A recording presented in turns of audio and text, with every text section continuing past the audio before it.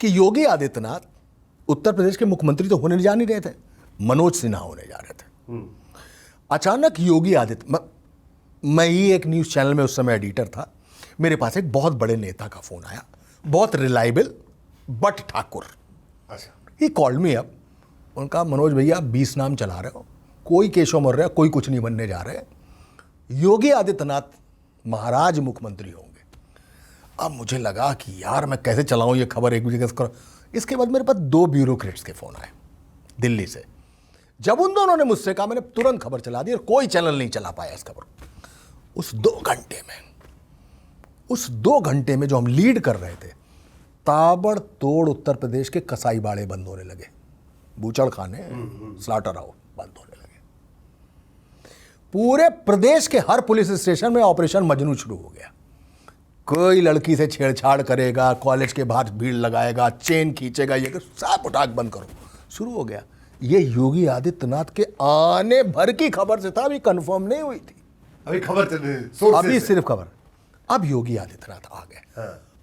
आप समझ रहे हैं, जिसके आने की खबर पर केवल मैं 20 और नाम चला रहा था, पर ये हो रहा हो, तो जब वो आ जाएगा तो क्या होगा? हाँ। तो जब वो आया तो सबसे पहले उसने किसानों का कर्ज माफ किया। हाँ। पहली घोषणा यही की उस आदमी ने, और माफ कर दिया। इसके बाद माफियाओं की बनी लिस्ट, गैंगस्टर में हुआ चेंज जी, कि अब अगर कोई रोहित सावल, कोई मनोज राजन त्रिपाठी डॉन हैं, तो सिर्फ गैंगस्टर इन पर नहीं लगेगा, इनके यहाँ जो खाना बनाने वाला आता है उसको भी लगेगा, इनके ड्राइवर पे भी लगेगा, और देखा जाएगा कि ऐसा तो नहीं इनकी सोसाइटी का गार्ड भी उसमें शामिल है, और सबके बैंक अकाउंट सीज होंगे और सबकी संपत्ति सीज होगी। गैंगस्टर को इस तरीके से चेंज कर दिया। उससे मरमरिंग शुरू हुई, बुलडोजर, संपत्तियां बुलडोज होना शुरू हो। हाँ बिल्कुल। ये बात, ये अलग बहस है कि उस लिस्ट में 70% नाम मुसलमानों के थे। हाँ। ठीक है, वो योगी आदित्यनाथ का स्टाइल ऑफ पॉलिटिक्स है, ये कहा जा सकता है, या ये कहा जा सकता है कि पिछली सरकारों में शायद मुस्लिम माफिया ज्यादा थे जिन्होंने आगे बढ़ के गुंडई की ले आना। इस पर बहस में नहीं जाते, वो होने लगे।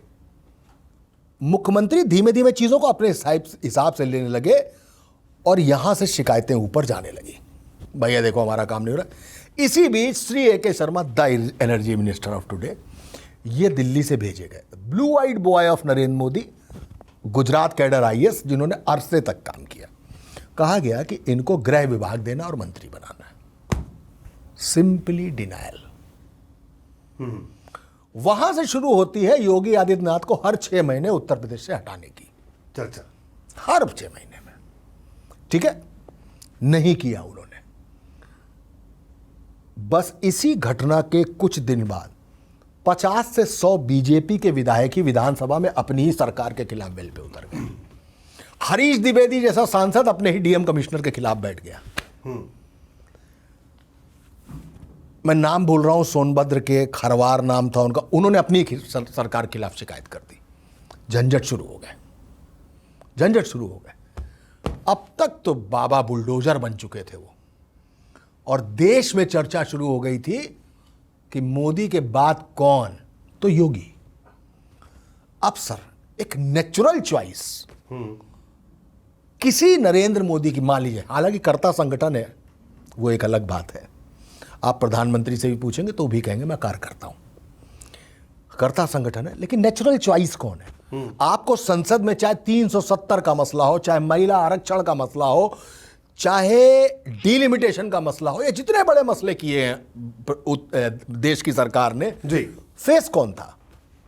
अमित शाह। बिल्कुल। व्हाट इट मीन्स कि वो ही नेक्स्ट PM के चेहरे हैं।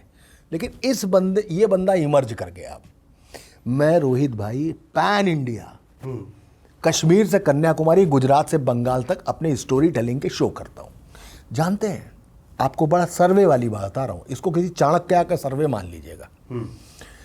हर जगह का आयोजक मुझसे ये कहता है कि आपके 2 घंटे में हम 20 मिनट का एक Q&A रखेंगे, क्वेश्चन आंसर।